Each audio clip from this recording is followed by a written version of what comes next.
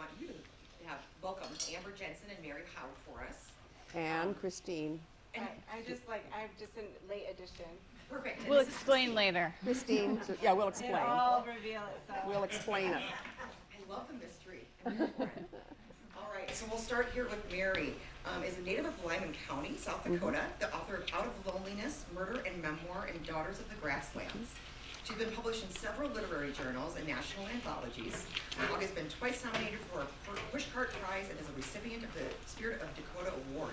She lives in Minneapolis, just 10 minutes away from her grandchildren. Welcome. Thank you. Thanks for being here. Amber Jensen grew up on a dairy farm east of Bryant, South Dakota, and lives on an acreage just 2 miles from that childhood home with her husband, children, and animals. She earned her BA and MA from South Dakota State University, where she teaches composition and creative writing, and completed her MFA in creative writing at the University of New Orleans.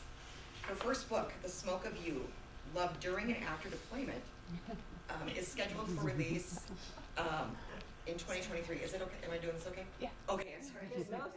We're all so excited. happy about this book. This is excitement. Amazing. And then Christine, if you would like to just kind of give us a quick. Yes, okay. I'm Christine Stewart. I write as Christine Stewart Nunez. I taught here at SDSU for 14 years.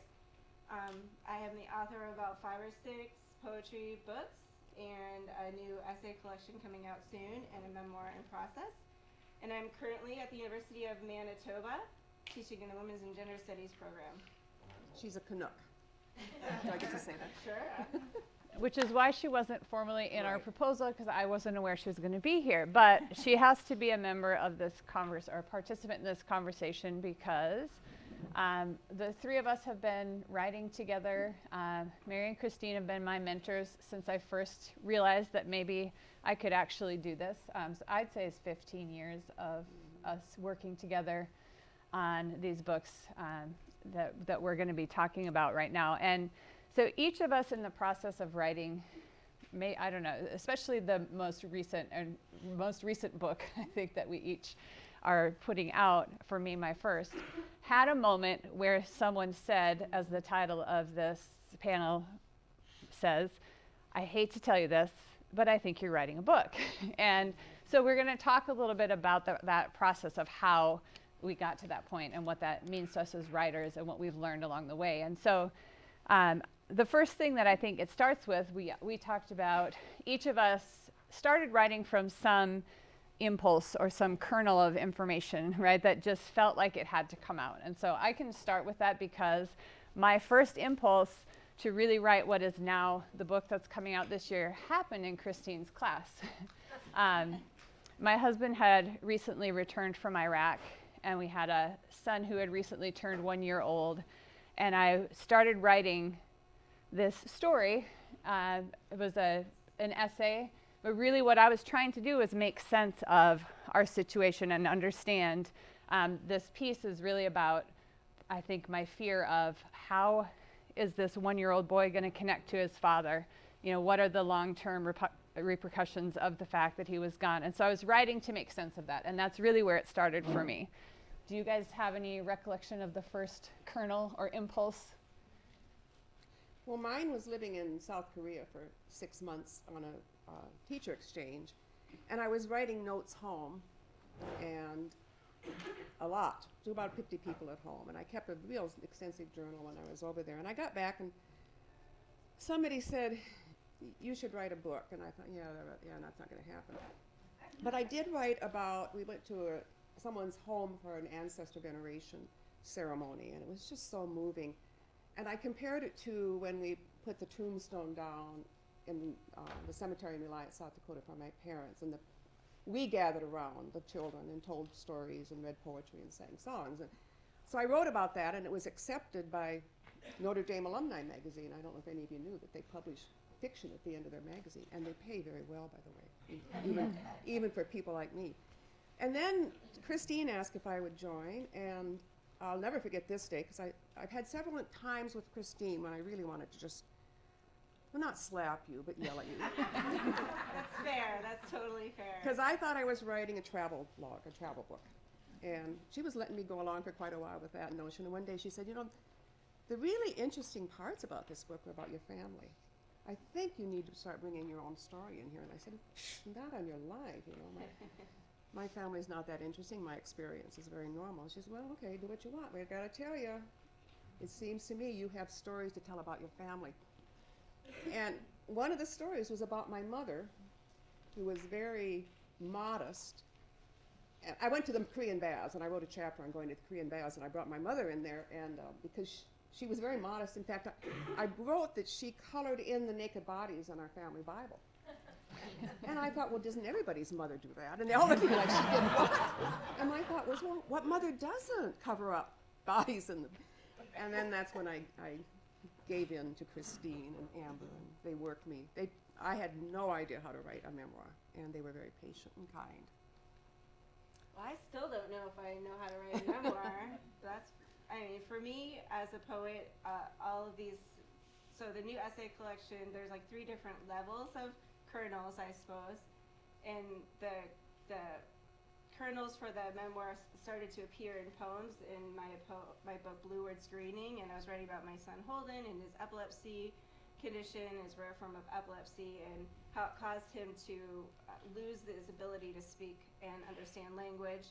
So I started to write about the ironies because I am a poet and a professor, and the irony that my child would then lose these abilities that I hold as valuable was, there was a lot of tension there. And I asked Amber and Mary to form the writing group is because I wanted to become a better writer, and I know that I need people around me to give me response, to hold me accountable, and I really liked them and I admired their writing.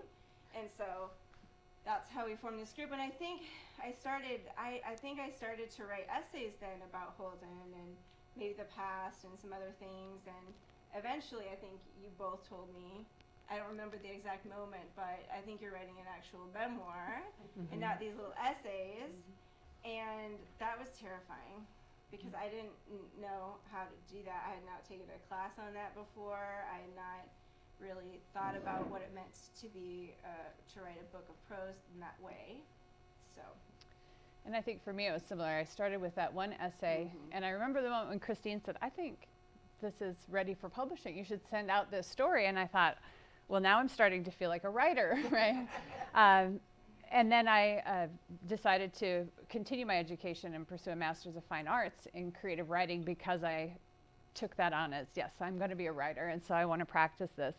And then as I started developing my writing and working on more writing throughout our writing group and this Master's of Fine Arts program, I thought I was just telling more little stories, right? The moments, like that one that I was trying to make sense of first, you know, and then things that came up, like the first time that Blake called me with bad news. You know, they had lost some lives, and you know, so these moments came up, and I was writing to make sense of these individual moments, and you know, and then another was the homecoming, and you know, the feeling of him getting back, and so I was working through what I thought were individual essays, and then in my Master's of Fine Arts program, my teacher Stephen Church was the one that really said to me, "Yeah, I hate to tell you this, but."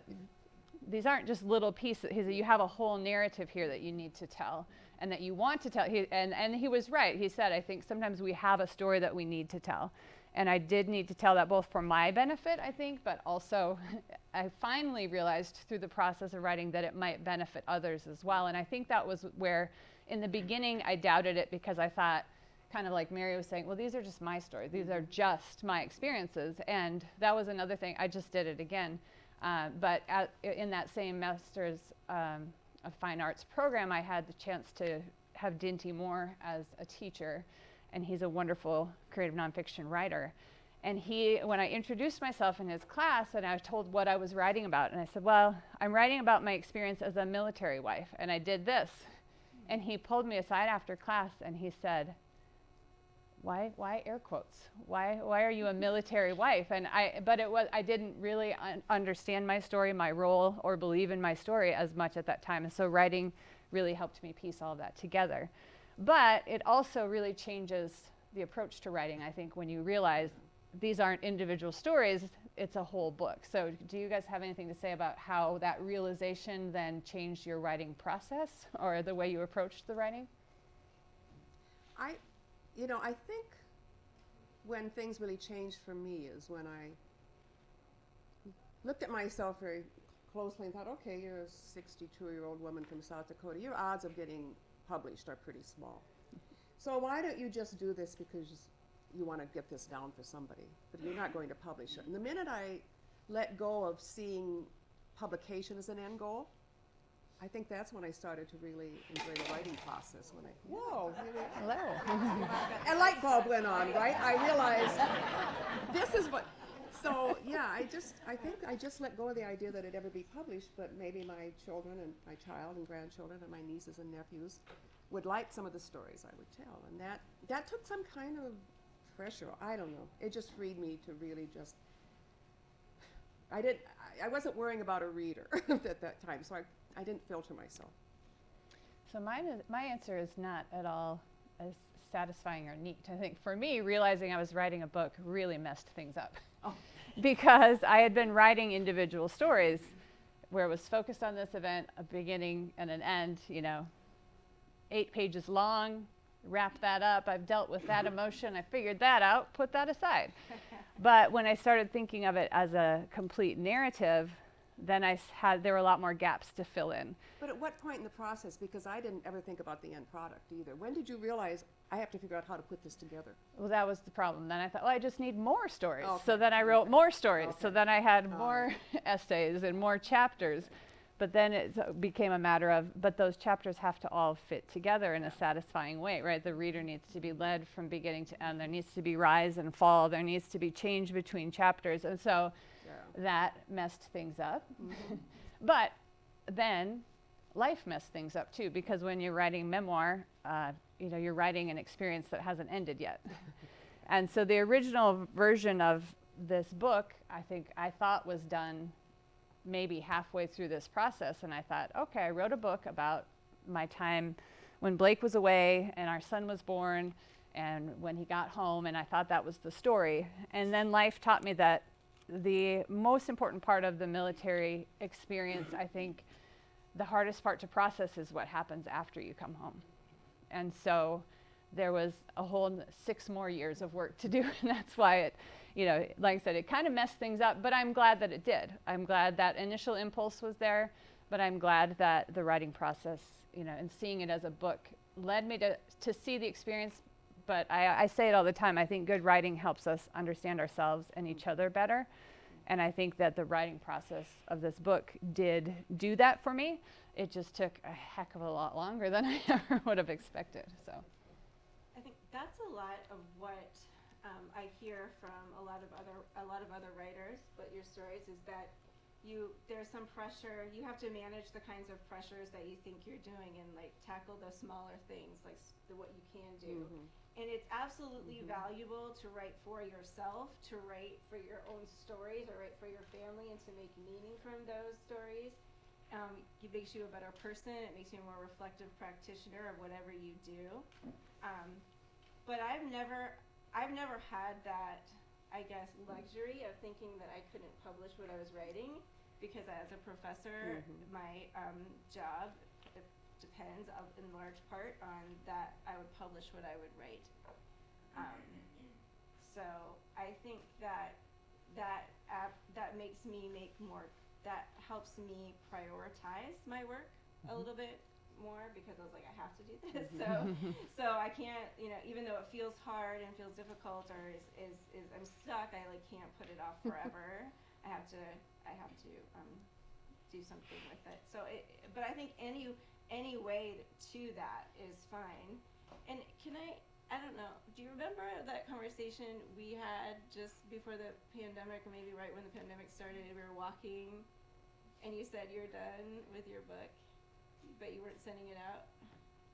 Do you remember that? I may have blocked that out of my memory. So tell me, cut me off if I'm saying, but the way I remember it, you were like, I have made meaning from this, I feel like I'm done, and I was like, I got really mad at you, because we've been working together for so long, and I was like, Amber, the people your readers, your future readers are depending on you we're all depending on you to get this story out so we can all read it, so we can all be transformed by it. Like, it's not about you anymore. You know, like, you gotta take that next step. And it's one thing. And it was so funny because it was like literally like 2 months later, you're like, hey, guess what?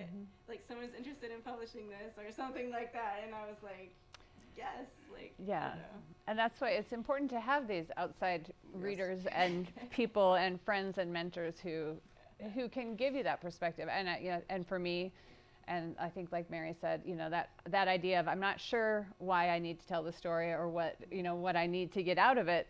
But then it has been a big realization, I think, working with a publisher. And what happened was shortly after that, I had another aha moment where I realized someone that I had met through networking that might be able to help me pursue publication. And then things did go pretty quickly. But I also had a really great experience just this just probably Monday night. I'm reading through the final proofs of my book. And so we talked about how the publication process really can, I think, for each of us, change the way we think about our work in different ways. And that happened to me when I connected with Tracy Crow, who is my publisher with the Millspeak Foundation. Like I said, it just clicked, because she does a lot of work to support military veterans and their families, but also the creative outlet and the way of processing information for the exact reasons that Christine said, because we need to share these stories in order to get through them, right? And that vulnerability of actually putting it out there is actually really important to others who might be in a similar situation, which is something that my husband has been very gracious about too, because there are things in this book that I said, are you sure you're okay with me writing about this? And he said, honestly, I wish I would have known. So yeah, right? I wish I would have read someone else's story to know what to expect or that it was okay or how to deal with things. But just on Monday night, as I was reading through final proofs, my son came in to get help on his English homework. And then he was glancing over my shoulder saying, what are you doing? And I was reading through the proofs, and then he started reading, and I was scrolling. He said, wait, I'm not done with that page yet. So he had started reading. And then he said, so when is your book actually going to be out? He's getting impatient now. And I said, well, probably won't have the print copies until spring, but we'll be able to pre-order pretty soon. But he was like, I can't wait until then. And so that idea, just having that come to fruition right before my eyes, for him to start to recognize too that this is our story, and he's anxious to read and process, and it's already opening up conversations between him and I. And so it is a really rewarding process. And I think the publication process, although we all said it was kind of, or like Mary and I said, it was kind of the least rewarding part in a way, but then it also changes the way you see your work and the value of your work, at least for me. And Mary, I think you had mentioned that. It was just, I can't say disappointing, but when the first book arrived and I looked at it, I thought, well, that's 7 years. And look at it. Gosh. It's so tiny. That's what I remember thinking. It's so tiny, and that was 7 years of my life. But it was still fun. I mean, I'm glad I did it. I'm glad that the publisher picked it up and we got it published. I'm glad it's out there. Mm-hmm. How has the publication process changed your thoughts? The essay collection is the essay collection, and it has bits of these stories in them, but the memoir is still not published and it has not been accepted for publication. At one point it was 124,000 words, and now it's about 80,000 words. And at one point, I mean, it's been rejected by agents, it's been accepted by editors, and then not accepted by editors. It's gotten so much feedback on it. But right now, the editor I'm working with at a university press says, I love this story and I love this book, and I'm going to see it through to the end with you, whatever that means. He still hasn't offered me a contract, so don't know what that means. But through the peer review process of that publication and through his feedback, I'm starting to see my story in from a completely different perspective. So when I first wrote Silence and Seizure, it was really from a medical model of disability. If you not to say too much about disability studies, but like the medical model of looking at our story as like Holden having epilepsy and me trying to advocate for him and find this diagnosis and get him on the right track, and all of the ways my life was falling apart at the same time. I had a bunch of miscarriages, so lots of stuff happening. But in thinking about how this is my story and also what I wish I would have known, I've moved a lot of theory of like disability studies and thinking about of the ways that shifting that model of thinking about my story. So the narrative hasn't changed much, but the way I am reflecting on those bits of narrative have changed in this currently. So I mean, it should be. I mean, I keep saying this, but like this is the last draft. Like I keep saying like, hey, I'm working on this. Is gonna be it, and then like I get feedback and I'm like, no, it's not it. But I really, really do think like this is really close, like super close, like that close. But I have been there with you. Amber didn't say as much because she just let you do the dirty work, right? But she looked at me one time and I thought I was done. I was ready to send it off, and she said, you know, it's a good book. It's a good book, but it is not the book you were meant to write. Who said that? You did. Oh. You did. And I thought, darn her, why did I join this group? So I went think home. you might have stormed out of I think Cottonwood I Coffee stormed that out. day. I think I said goodbye. Yeah. Okay. You did. I think I stormed out. I went home, howled all night, got up the next morning and went back to the computer and started rewriting. So she did. And I had similar. I mean, you guys saw a few different versions, but like I said, the first version of my story was Blake leaves for Iraq. Through that experience, he comes home. End of story. And then I realized there's more to the story. So I started writing the second half of the story. But because of the way I had approached it, writing these little pieces, it felt disjointed. And so then I had thought, well, I got it. I figured this out. I'm going to start with him getting home, right? Because that was my whole point, was that the second half was the hard part. So I'll start with Blake's arrival back home, and then I'll flash back to these experiences that are informing our life as we move forward. And I got done with that and thought, fabulous, I did it. And then got the feedback that, I don't know, this is a little confusing and this isn't quite working. So then I had to go back and put it in that chronological form. So it's back kind of actually starts further back now. And all of this reframing, though, it was difficult, and at times I was the same way, very frustrated with the process. It's all part of it becoming the story that it is now. And I had once I had a publisher say the same thing, say, I believe in this story, so let's make this work. Again, that gives you the kind of the impetus to move forward, but then she also said, you have to cut off an arm and a leg. It's 90,000 words and it needs to be 65. And you go, okay, how do I do that? And so there's a lot of that transformation, and that's why I go back to the idea. Do I wish at times that I would have set out to write a book and had a plan and known what I was doing from the beginning? That would be nice, right? It seems like that would have been a good solution, but I don't think that would have been possible, right? I hear that happens for some people, but I just don't meet people that. Not yet. Maybe on the. I mean, maybe for, I don't know. It doesn't ever happen for me that way. I discover so much along the way. I realize that there's better ways. I mean, every time I've sent my memoir out, I always get the feedback, oh, you know your way around a sentence, you're such a good writer. Then I'm like, well, what's the problem? And they're like, well, let me tell you what the problem is. Don't There's ask. all of these other skills that even though I had steeped my career in poetry and I know my way around an essay, like this memoir was a different beast. It meant these. And I remember you tried to teach me this and I ignored you. You said one time, you're like, don't you think the chapters have to kind of like end and kind of circle back a little bit? Like you're trying to say that, what you're trying to say is like that the chapters need some sort of arc and to be fully formed. And I was like, no. I was like, completely ignored you. And then when I got that advice again from somewhere else, I was like, dang, I should listen to Mary. Life would have been so much easier if I had known that. She was onto something, like, but sometimes you can only take in a certain amount of understanding that, because for me, revision is always work. It's a lot of work. And so when I get feedback from my group or from my other people in my writing life, it's frustrating because I know it needs a lot more work. So. I mean, it's 7 years for each book for me. 15. 7 years, yeah, I'm 15. But I was retired. I had a grown daughter. So, you know, you guys had a lot going on outside of your writing life. So, and even then I was slow, 7 years for each book.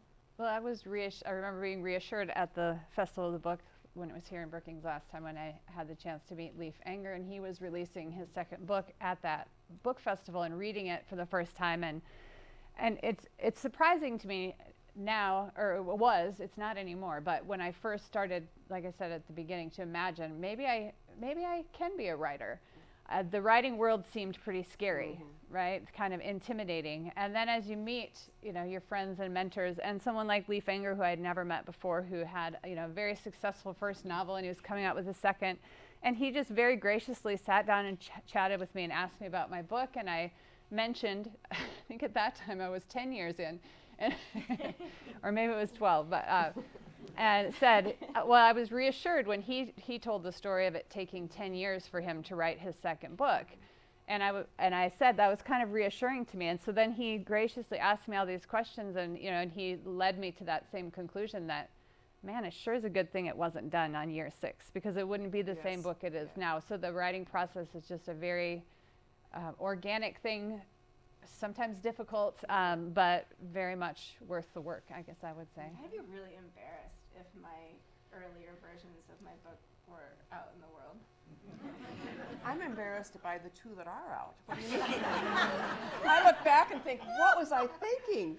How could I have written such a bad paragraph? No, I'm serious. I don't reread them if I don't have to. I will say one thing. I took a creative writing class in 1966 at SDSU. 66. I didn't know anything about it. So I get asked to join this group, PhD in creative writing, MFA in creative writing. So I had like a graduate class all to myself for all those years, because they taught me things that I had no idea what I was doing. But you taught me the same. I mean, it's reciprocal. Like, it doesn't work That's just true. one way. A group like ours doesn't work when it just comes from one direction only. Like, we needed each other to hold each other accountable and to know that somebody was reading. And you tell beautiful stories with beautiful language, and that's always something. And the fact that you have so much integrity to what your project is, and making it real and really reworking it and creating it as, I mean, that's inspiring to me. Like, that was a gift of an example to me. So, I mean, maybe I like know where to find some of the answers because I've had the grad classes or something, but it doesn't mean that I have most of. Maybe I know how to find the answers. I don't have any answers, but I know how to find the answers. And you know how to ask the questions, That's as right. we've learned here, right? You know how to ask the questions. Yeah. I think the other thing, I was thinking a lot about this, why writing is really rewarding, and I think beyond rewarding, really important. I was contemplating, I had a very sad wedding day, just incredibly sad. Found out on Monday my dad was dying of terminal cancer, and we were getting married Saturday, and I didn't want to get married, and he insisted we get married. He said, Toots, you're going to need Ken in the future. You're going to need him in the next few months, which was true. But it was just I felt like I was in a pinball machine, because I'd bing this way and someone was bringing me a wedding gift, and then I'd bing over here and someone was bringing cookies, you know, for funeral food. So I just ding, ding, ding, ding like this. And I felt I never talked about it. I told nobody about my wedding because I couldn't talk about it, because I was so ashamed that I got married without my father. So much shame that I couldn't talk about it. Well, I decided, after being with them and trusting them, I need to write this story. And I found out I forgave myself in writing about that wedding, because I thought, God, you were 22. You had no framework for that kind of grief, for that kind of loss in your life. And I wasn't a selfish, shallow girl. I was just someone who was so deep in despair that I didn't know how to function. I did not know what to do that week. And so it allowed me to finally look at myself and say, you're not a horrible person for that, you know? And that took me 50 years. So if you have something you want to get rid of, write about it. And maybe you'll forgive yourself for being shallow and stupid. Or you'll see yourself in a different way.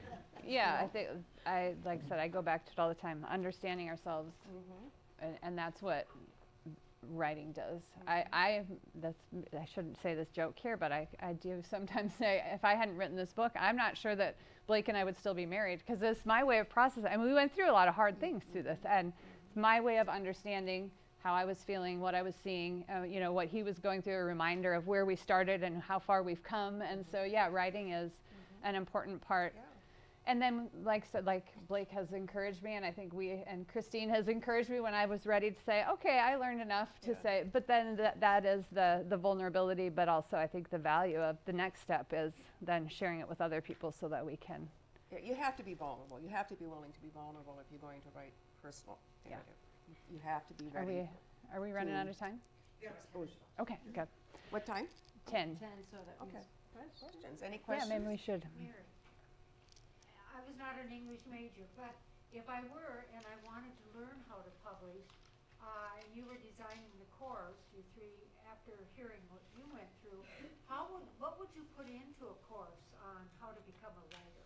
To become a writer or to publish? Because I think they're To different. publish, the ultimate. I wouldn't put it in because I think that's the last thing to worry about.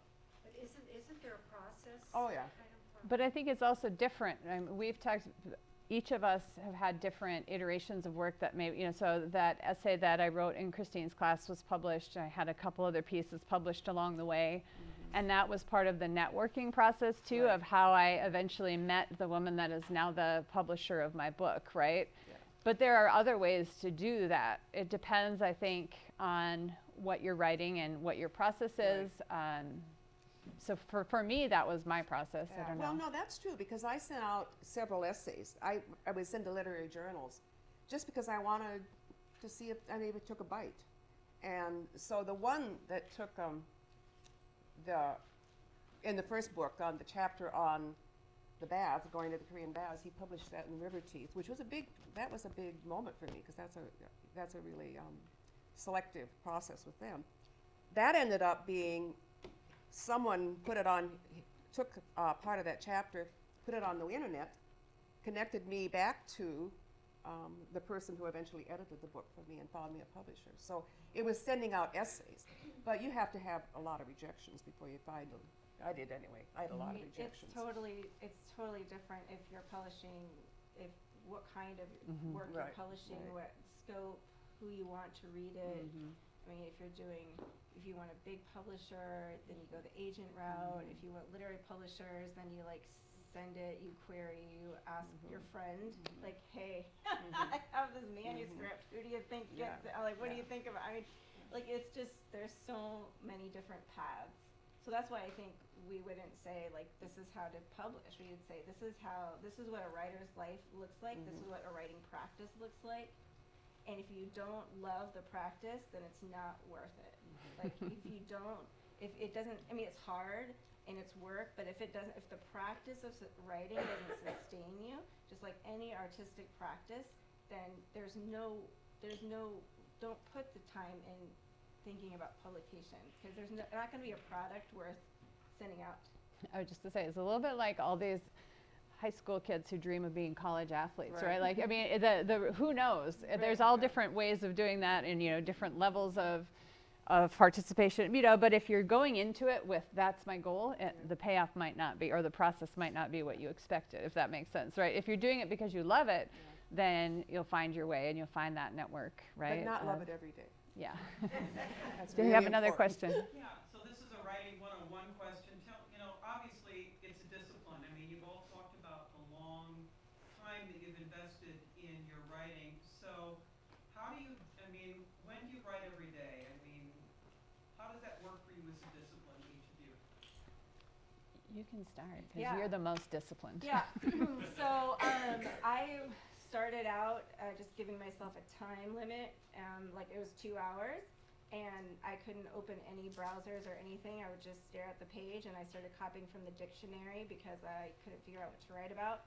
And eventually, that was 2 hours a day, 5 days a week when I started my writing practice.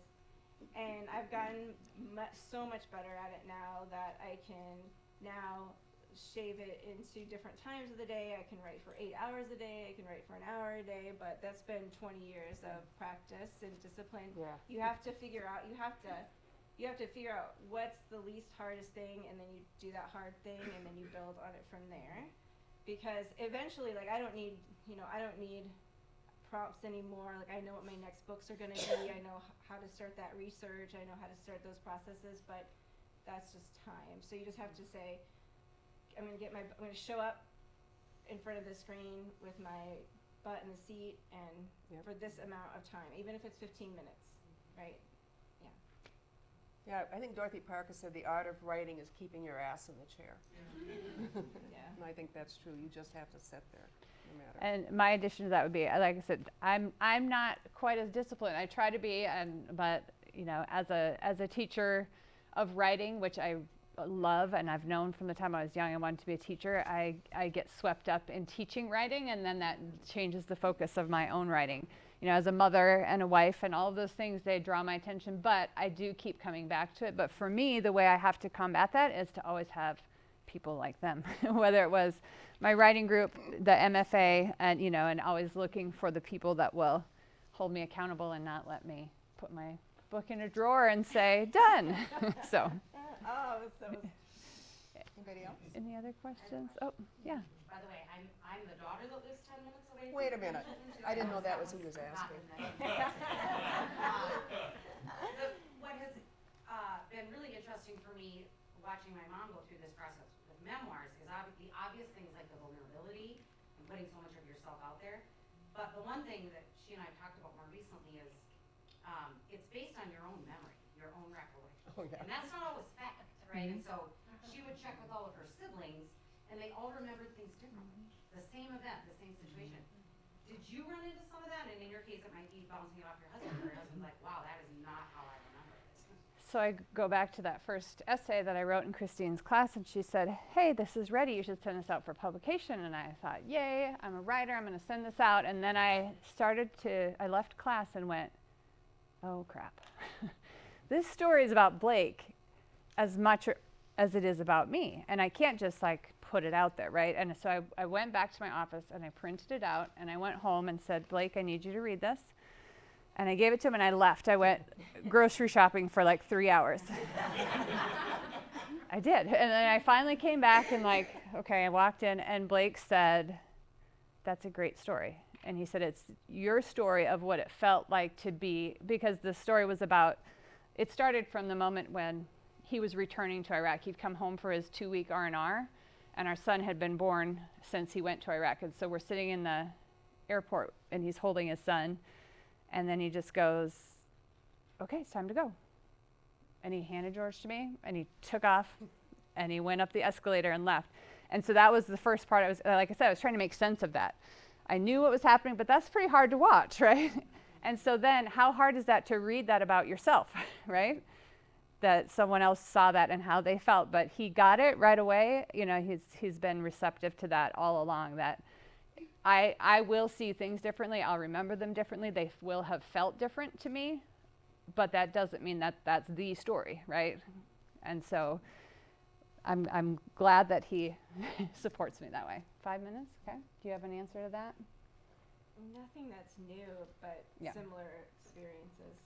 And Maura, you have to remember, this happened in 1962, and I'm going to geriatric people to try to get facts. So that really was a problem, because, you know, if we remembered anything, it was different. And even the people I interviewed, I mean, they were all, because it was so long ago, Yeah. that all of us had sort of interesting changes in memory about them. But it's more about making sense than it Making is about sense, remembering yeah. things correctly, Right. I think. I think we had a couple other questions. How did you guys overcome any writer's block, if you had any? You stay in the chair. You just don't get up. You copy from the dictionary. You copy from or just start writing, I can't think of anything, I can't think of anything. Just keep going, yeah. Just keep going. You had a It question, comes. did you? Eventually you get tired of writing, I can't do this anymore. Right. How did you deal with disappointing things like in your writing? Like you've written this whole manuscript and then something happens and you have to keep re-editing it a million times. Like, how would you kind of overcome that and keep pushing forward? Cry. Rage. I feel like for me it was, I think I've been lucky, but there were always little seeds of hope, I think, that Right. would come along Right. with that. I mean, yeah, you could sit and be like, okay, I guess I'm done with this book. It's never going to be finished. And then, you know, somebody will remember something that you wrote, or, you know, come to an event like this and be inspired. You know, getting invited to the Pentaculum by Katie Schultz, like to somebody that I had met years before that remembered my writing and said, hey, we have this going on. I'd love to have you participate. So I don't know exactly, but something, again, like Christine said, if you love the work, I think it will Yeah. keep pushing you forward. When I got the word, for the memoir, the hardest response I got was from an editor, and it was like, I threw up and I cried myself to sleep. And then I said, it's the beginning of the semester, it's right before the pandemic started, so it's January. I was like, I can't deal with this, so I'm going to put it away. I printed it out. I sent it to one of my other friends who's a writer, and I said, read this feedback, please, but don't talk about it. And then all of a sudden, like 3 weeks later, I was just like, okay, like I have to rip the Band-Aid off. I have to read all of the feedback, and I have to come up with a strategy, because that was the issue. Like I didn't know how to address the feedback. And so, but once I ripped it off, I sat down at home and I cried a lot, because I mean, 4 miscarriages, epilepsy diagnosis, and a divorce is in that book. And so every time I open it up, I have to go back into all those themes, you know, and so I have to like steel myself. But I, you know, like I said, like, and that was the response was like, yeah, you don't have a cohesive narrative, right? And I was like, I'm a poet. We don't have cohesive narrative. Like what, you know? And I'm that, and like I didn't have that skill yet. And it was trying to face that reality that I have to develop this skill, I have to figure it out.